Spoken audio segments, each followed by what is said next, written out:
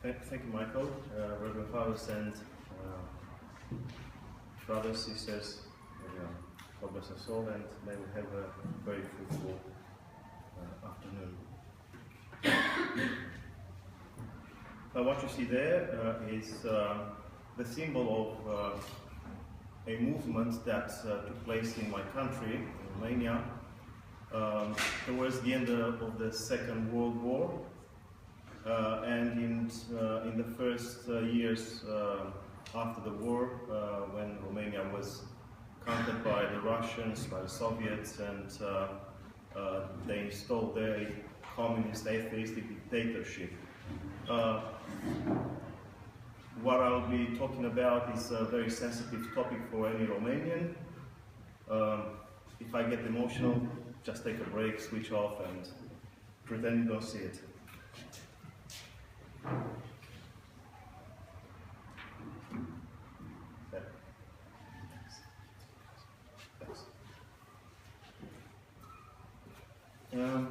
The outlines of my talk, I'll give you a brief introduction into Romanian Christianity, because it's a branch of Christianity that not many people know of. Then the fact that there's a long established philocalic, we call it in the Byzantine tradition, philocalic movement, philocalic spirituality, which means what? There's a strong tradition of what in the Orthodox lineage we call the Jesus prayer. A very interiorized form of mystical life, or mystical experience. Then I'll give you a few historical highlights of the context before the emergence of the Burning Bush movement, and of course, whatever I can about this wonderful movement that took place in my country. So about Romanian Christianity, although my nation wasn't called like this since forever, we have received this name quite late in our history. We have inhabited the same territory, north of Danube River, north of the Balkan Mountains, and whether you believe it or not, the ancestors of my people have received the gospel before we have been our people, Romanians. To the extent that some historians, perhaps moved by nationalist sentiments, have promoted the idea in mid-20th century that we are a historical miracle because we have been born Christian before we have become a nation. And there you go, there's a verse there from St. Paul's Colossians chapter 3 verse 11 where he speaks of the Scythians. The Scythians, well, that's a misleading term actually in the New Testament. The Scythians were partly my ancestors, and if you look at the map there, you see towards right corner, upper corner, Scythia Minor, which is the Roman name of, say, a quarter of my country. So the Scythians that have received the gospel in the apostolic century and have been mentioned by St. Paul in his letter are actually my ancestors. Not the great Scythia, which is above that area, north from the Black Sea. So that's what St. Paul speaks about. Then a few other things about Romanians. In late antiquity, so say the early Christian centuries, they were known to the various milieus around the Mediterranean basin. They were a Latin-speaking nation, and they were Christian. One of the peculiarities of my ancestors is the fact that they have never killed any apostle. All the all the martyrs that are known that have had something to do with that country or that territory were actually killed by the Goths when the Goths invaded my country. And that's very interesting. It shows that in reality the natives were already Christians, so they didn't have to kill anybody. But they are also known by many other reasons, or for many other reasons.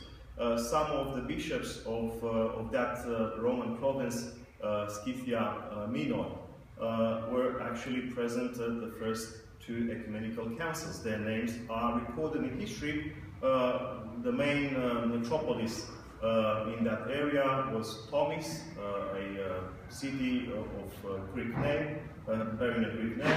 What matters is the fact that there was a vibrant Christian culture already in, say, 3rd, 4th century. From that same area come various, well, maybe minor players in history, but not minor to my country, like for instance St. John Cassian. Although there's a lot of conversation about his origin, some historians today would propose that he was a Latin from nowadays Spain. There's a clear indication, and at least that's the traditional narrative, that St. John Cassian was from Scythia Minor, so from my country. Then in that's 4th century, late 4th century, early 5th century. Then towards the end of the 5th century, early 6th century, there's a group of monks from the same area called the Scythian monks. People that have anything to do with Byzantine history know about this group of monks, theologians, that intervened in the theological controversies of the time in Constantinople, and actually they had a very important role to play in at least the attempt of the Byzantines to offer a friendly hand to their confreres from Egypt, Armenia, Syria, and other places. Of course, as we know, it didn't happen, so we are still divided Orthodox. But what matters is the fact that at the time in Constantinople, what prevailed was a theological point made by my ancestors who have advocated the position of Saint Cyril of Alexandria. So if you Google Scythian monks, 6th century, you'll find a few names. Their leader was John Maxentius. All these names are Latin, of course. And you see that the position that they advocated after Chalcedon was a Cyrillian position. Anyway, there's a lot of other things that can be shared, but there's no point in wasting your time. So I'll skip the modern part.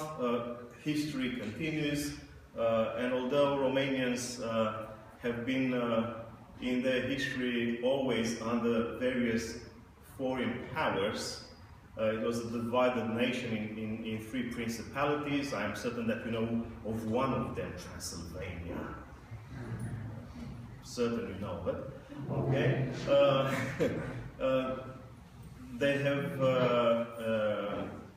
won their unity as a nation only towards the 19th century. Anyway, I move to the more interesting part, which is the fact that in my country, Christianity was always vibrantly spiritual, to the extent that we speak of a very strong philocalic tradition in my country. Philocalic, that's a Greek term which means originally a selection or collection of spiritual paradigms. Take, for instance, you have the saints, so there's a fathers, there's a mothers. That's a philocalic collection. It's a selection of passages, stories, sayings of wisdom that can inspire, motivate a certain lifestyle, a spiritual lifestyle. And after those late antique beginnings, and I won't be going back to those famous monks I mentioned already, throughout the Middle Ages, the Dark Ages actually, literally in Romania, because Romania was at the time conquered by waves of barbarian nations. After the Goths, the Slavs, Bulgarians, Huns, Hungarians, and so on and so forth, Turks, Tatars, Russians, Poles, and so on and so forth. There isn't, at least in the Middle Ages, there isn't much evidence in terms of epigraphic evidence, so there's no writing. Barely a few inscriptions, but there are monastic settlements and hermitages in remote places, in the mountains and so forth. So there was a vibrant monastic ascetic tradition in my country that has never disappeared, and it's documented archaeologically. Then in the 14th century there's a very interesting moment there. The Holy Mountain Athos. There is a revolution unfolding. There's a revival of the Byzantine spirituality in the form of what we know in history as the classical form of hesychasm, from the Greek word ησυχία, which means serenity, peace. Seeking peace was from the outset the goal of Christians. If you just look at the blessing that a bishop or a priest gives to the congregation in the liturgy, the priest says, "Peace be with you." So we are seekers of peace. And at the end of the liturgy, the same bishop or priest or celebrant says, "Go in peace." So we are peace seekers. In other words, when I say this 14th century classical movement of hesychasm is really an articulation of an otherwise deeply, profoundly Christian phenomenon. We are seekers of peace. What do we learn from these monks of the 14th century? For instance, the fact that peace isn't something that you can acquire by decrees or laws or something. Peace comes from within, and only after a lot of spiritual toil. Yeah? So this is what happens in the 14th century, and it's all related to the praxis or the generalization of the praxis of what I mentioned earlier, the so-called Jesus prayer, which is something that I am certain everyone knows: "Lord Jesus Christ, Son of God, have mercy on me, a sinner." So that's the brief prayer that is repeated continuously, or as much as the mind doesn't explode, and that's a way of seeking peace through focusing on the sacred name of the Lord. Well, one of the 14th century Athonite hesychasts, Saint Gregory of Sinai, so originally he was a monk in Sinai, left the Holy Mountain because of the Turkish raids and found refuge towards the Danube River, south from Danube River in nowadays Bulgaria. There he founded monasteries. There are thousands of monks. This shows a vibrant Christian culture. You cannot have hundreds and thousands of monks without a vibrant Christian culture. And again, because of the pressures of the Turks, some of them crossed the Danube River to the north in my country. Some of them founded monastic settlements in my country. Some of them fled even far into the north, nowadays Ukraine and Russia. One of the disciples of Saint Gregory of Sinai, Saint Nicodemus of Tismana, Tismana is a place in my country, was one of the first hesychasts from the Holy Mountain, establishing monasteries in my country according to the Athonite rule. So that's 14th century, long before the so-called Slavic hesychasm. The first Slavic hesychast saint that we know of, at least, is Saint Nil Sorsky in the 15th century. And in the 15th century, already in my country, the hesychast tradition, the tradition of seeking peace through prayer and ascetic discipline, has become so general that the Romanians, with their funny way of twisting names, they have transformed the word isichastis, that's the hesychast person. or Isihasterion, that's the place, the monastery or the hermitage where you seek peace. They have transformed it, but they have adopted it. So in my country, the word for such a monastery or a monastic settlement that is dedicated to seeking peace is called Sihastria, from Isihasterion. And the word Isihastis, Hesychast, the seeker of peace, has become in Romanian Sihastru. So that's already a term that is attested in documents in the 15th century.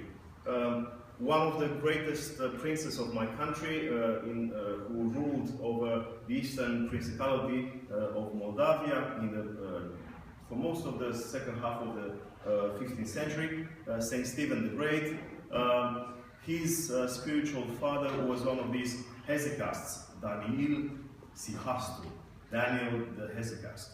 Anyway, then I'll jump a bit, in the 18th century, very important, it's when Slavic monks, Russian monks, Ukrainian monks, and then Greek monks begin to seek documents and pictures of the Hesychast life. Something happened because of the Turkish invasions and so on and so forth. There was a break in tradition, the Hesychast tradition. And we see Saint Paisi Velichkovsky coming from nowadays Ukraine to Romania, seeking their guidance and texts. He found a Hesychast teacher, Saint Basil of Poiana Mădului, it doesn't matter now, it's a monastery there, who was a Hesychast saint, and also a writer of spiritual works. Because Saint Paisi wanted more documents, Saint Basil sent him to the Holy Mountain. There, Paisi worked for 15 years or so, collecting documents that were almost lost, forgotten by the church. The main documents, if you like, the constitutions of the Hesychast life. After him, like 10 years or so after him, arrived there two Greek seekers, Saint Nicodemus, now known as of the Holy Mountain, and Saint Macarius, Metropolitan of Corinth, also seeking such texts and guidance. According to Saint Nicodemus, there was no Hesychast teacher at the time in the Holy Mountain, so they couldn't find anyone to teach them, actually, the ways of the Hesychast life. But the Romanians had Saint Basil of Poiana Mădului at least. Anyway, what I want to say is the fact that Romania was still a vibrant place of spiritual devotion, and the revival of the Hesychast tradition in the 18th century, towards the end of 18th century, 19th century, actually started there. That's the unwritten story, or the unknown story to the other Christians, including Orthodox. And then we have, in the 20th century, a number of centers that are interested in the Philokalich life, translations from the Philokalia, the collection of spiritual works mainly from Byzantine sources. But Romanians have also given the first translation of the Philokalia in a modern language. It has remained in manuscript still. The manuscript is preserved, but one of the monks from the team of translators of Saint Paisi Velichkovsky at the end of the 18th century, alongside translating into Slavonic the Greek texts, translated them in Romanian. The manuscript was just recently digitized by the Romanian Academy, and I had something to do about it, because I told them to. Moving to the 20th century, just briefly, between the two world wars, there's a revival of culture, spirituality. It's a very strange time, a very confusing time. You know, Europe was dominated by nationalistic ideologies of all sorts, particularly the extreme right and so on and so forth. The extreme right was very strong in Romania too, like throughout Europe. But there's this group of people, Nae Ionescu was the leader. He was a professor, don't ask me now, I think it's philosophy, in the University of Bucharest. And he was a very spiritual person. And around this person, Ionescu gathered around a wide group of particularly young Christian intellectuals that wanted to rediscover the roots of their spirituality. And under the guidance of this layperson, this professor, they started a process that led to the Burning Group movement, I guess, to some extent. Another phenomenon was, the last line there, the so-called school of Păltiniș. Păltiniș is a monastery in Transylvania, where during the communist era found refuge. Of course, it was an illicit group, a group of philosophers, some of them disciples of Nae Ionescu, and there they tried to escape the scourge of the atheist propaganda by translating into Romanian the works of Plato and commenting. So they have produced like 12 volumes of dialogues and commentaries on Plato. That was their form of resistance. And in between there is the Burning Bush group. Now, the icon that you are seeing there, it's painted by one of,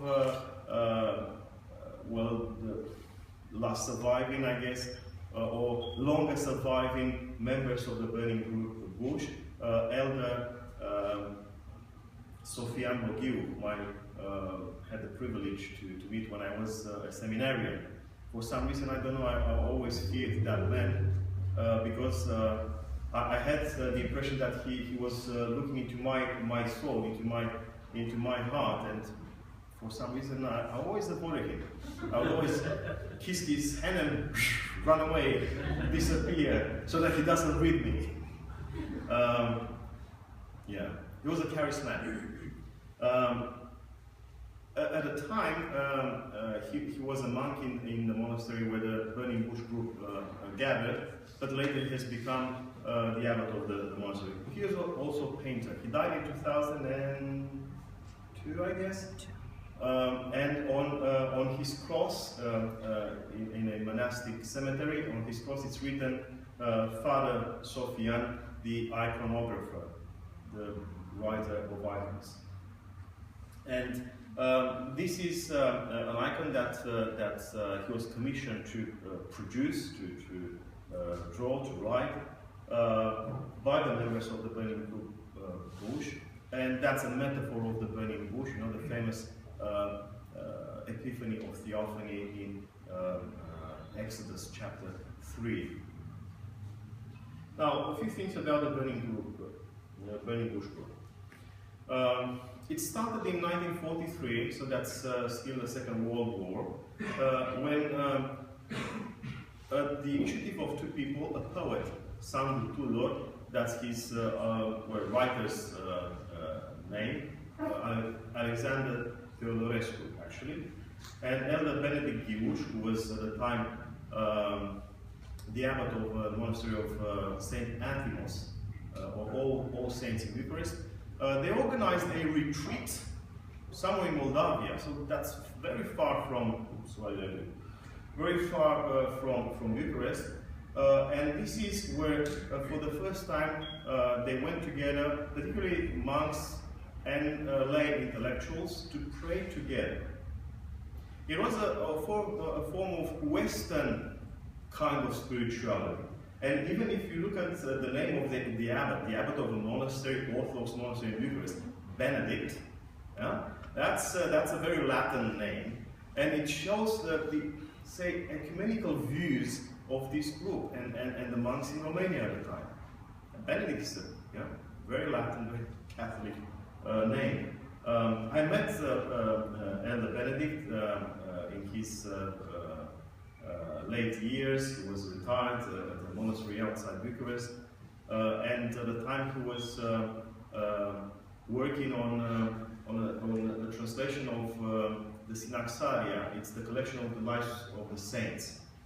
He produced that actually without any hope that that translation can ever be printed, can ever be published, because at the time not many Christian books were published in the communist Romania. but he worked. He worked, and the book was published 95 or 96 or so after the fall of the communist regime. Anyway, so this started the whole thing. Sandu Tudor was a lay person, a poet and a journalist, actually. But the group grew, and towards the end of the war, it counted a number of tremendous intellectuals, laypersons, clergymen, monks. All of them were very educated. All of them were very educated. And there's no point in mentioning all those names there, but for instance, Paul Constantinescu, the second one, a composer, Nikifor Krajnik, a poet and theologian, Anton Dumitriu, philosopher, Ivan Kulygin, he was the first spiritual father, a Russian emigre, the first spiritual father of the group, a charismatic. When I say charismatic, I mean a man full of grace, who was able, like the saints of old, to impart grace on his disciples, and so on and so forth. Their activities consisted in weekly meetings for prayer. They would usually serve together the Vespers in the Church of All Saints monastery, but they would also have private prayers, the members of the group. They would offer public lectures. Well, they were not very public because it was an illicit gathering anyway. But still, they had some people come in there, listen to them. But what was the most interesting part of their activity was the fact that they would gather not only for prayer, but also to listen to one another. For instance, one was a poet. Well, I just wrote a poem. I want to read it to you. And the person would receive feedback, spiritual and, say, critical. Members of the group have created tremendous literature, Christian literature, which was published far later than those times. The most successful of them was the composer Paul Constantinescu, who composed in 47, so that's right after the Second World War, and the communists were overpowering government and all that, and he composed a Christmas oratorium, which is a kind of Western piece of music, but it's the whole music is Byzantine, only arranged for, say, orchestra and choirs and all that. The end, well, most of them died in 56, killed.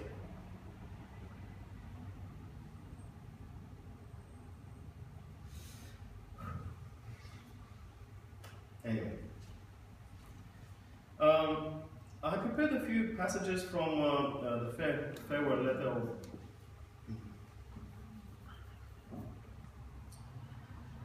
of Father John the Foreigner, or Stranger, the Russian priest that was their leader. Actually, I don't think I can read it. But what he says there is it's a confession of hope. They were all scattered now. They all had to abandon ship, to flee. Some of them were already arrested. We don't know about Father John, how he ended. There's a lot of stories. There's a narrative, semi-official, that says that he was deported to Siberia and he died in a gulag. Other testimonies place him in the mountains of Romania as a hermit. But what matters is the fact that this man was like the apostles of old, full of grace, one that could read your heart, could read your thoughts, could read your soul, but one that was also able to impart, as I said earlier, to impart grace and the Holy Spirit on some of the close disciples who were themselves charismatics, and as I said earlier about Father Sofian, who was the same, like him, like Ivan. And I'm just reading the first lines of the letter, and so it's a time of persecution. Some of them were already killed. And the elder sends them this letter. Glory and thanks to the Lord, who at this very moment shows us his kindness. In persecution, that's the power of the gospel. Sorry, babes. I can't continue. But you'll see this because I'll upload somewhere. You'll find it. Anyway, moving to the other great figure of the group. Sandor Tudor, the former journalist and poet. He has become a monk after the war. And first, his first name as a monk was Agathon, and then he has chosen as a form of extreme hermit life another name, Daniel. That's the photo that was taken by the political police, the communist political police. That's in his folder that accused him of being a mystic. A mystic, that was his fault, a mystic. And he was now a monk, of course. And he died. He's one of what Romania is called these days the saints of the prisons. Yeah, I should have taken a different topic. And he left behind to his disciples notebooks, his diary, reflections.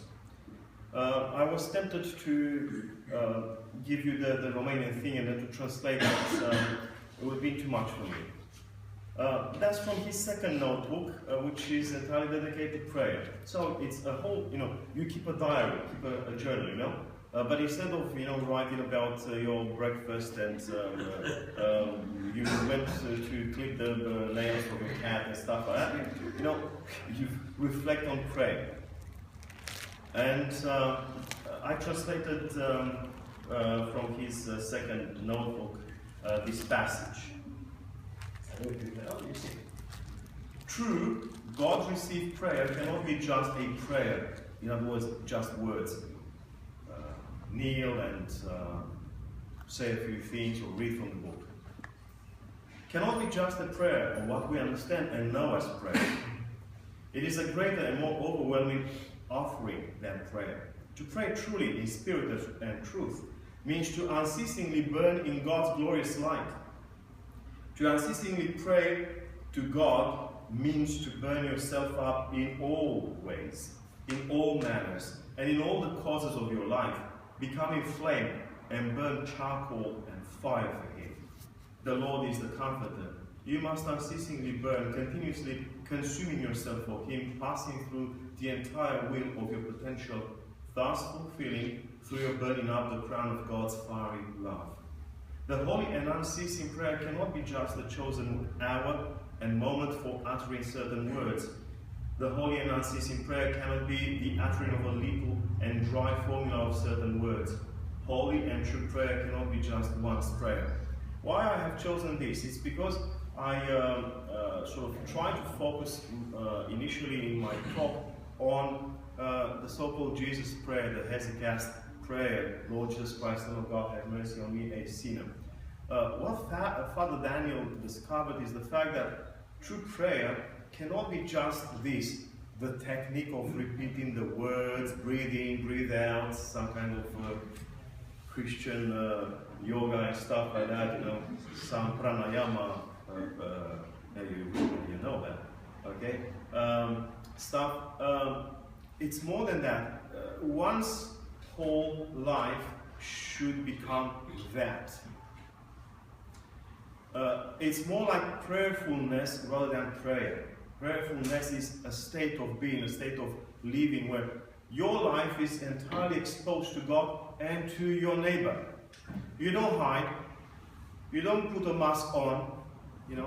You are truthful to God, truthful to your neighbor, truthful to yourself. What you see is what you get. But what you see is actually more than what I offer or most of us do in terms of offering to God. Yeah? A whole life dedicated to God. This doesn't mean we have to become ascetics of a monastic version of some but we have to be always mindful of God. That's the prayer that Father Daniel was talking about. And actually, just before this, he was giving a paraphrase from Evagrius Ponticus. He forgot the source. He didn't know who was he sort of quoting from. But that's Evagrius Ponticus.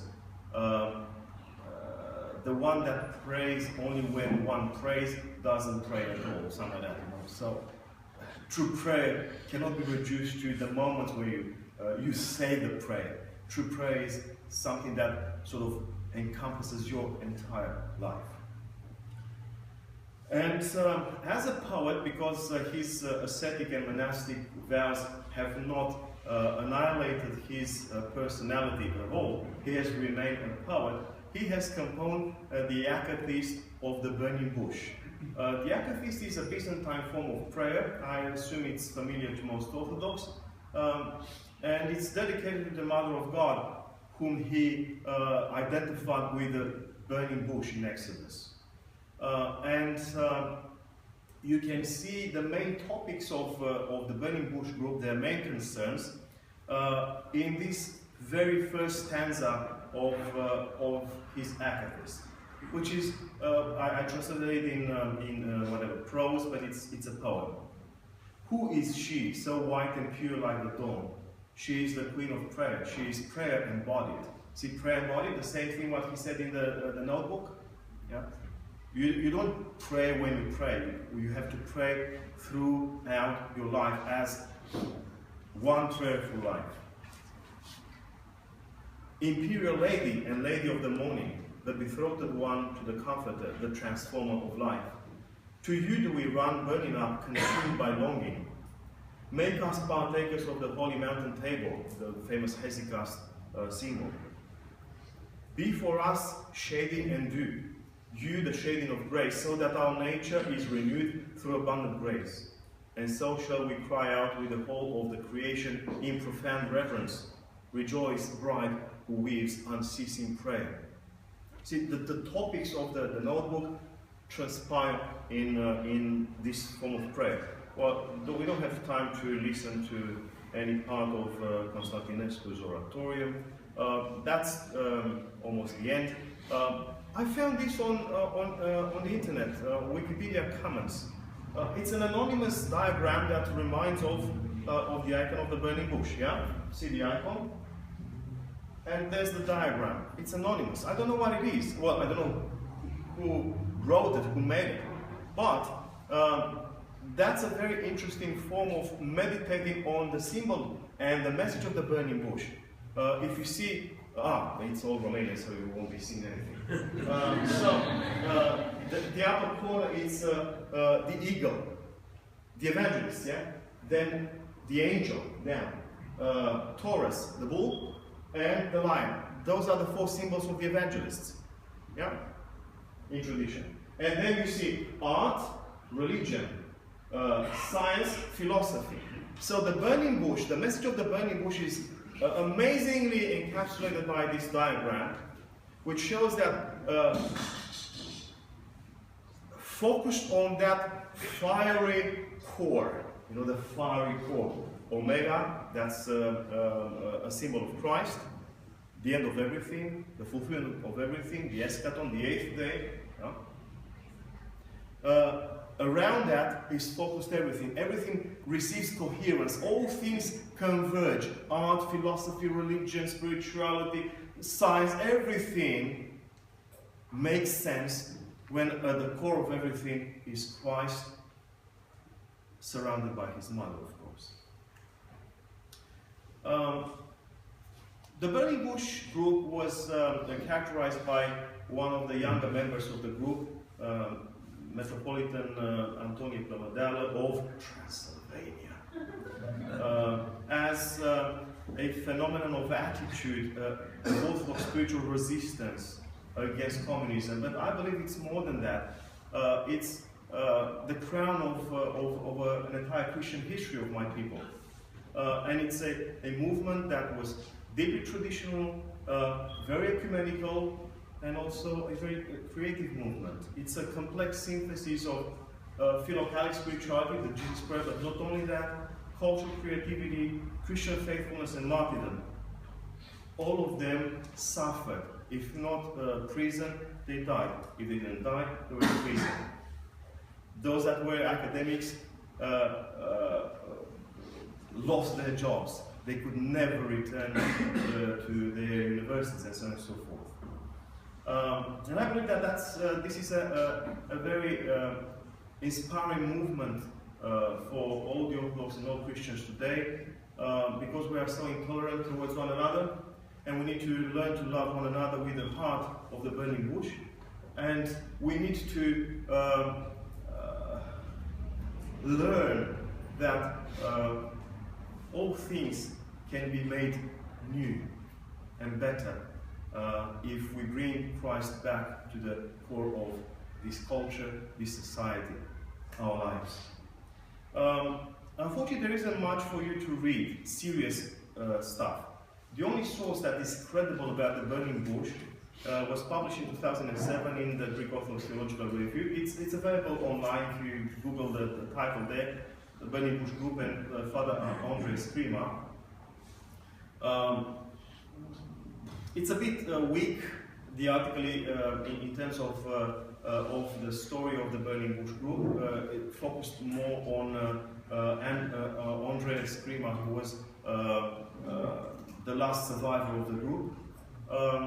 But it's still credible. By the way, at the end of this article, you'll find the translation of the letter of Father John the Stranger, or John the Foreigner, the leader of the group. And I would advise that you don't Google the Burning Bush group. I did this just yesterday, and everything that you find on the internet is corrupted, either by nationalistic propaganda or by Jewish propaganda. Now in Romania there's a huge kerfuffle about denouncing all these people, like the Burning Bush people and so on and so forth, as fascists and anti-Semitic and so on and so forth. Yes, when I was 15 I was anti-Semitic. Yeah? Where you don't throw dirt on the name of someone, an entire life, an end, a glorious end, just because when they were teenagers they would do this or that. Yeah. Anyway, so be mindful. I would rather want you to look for this one article rather than read anything else about the Burning Bush. That's it.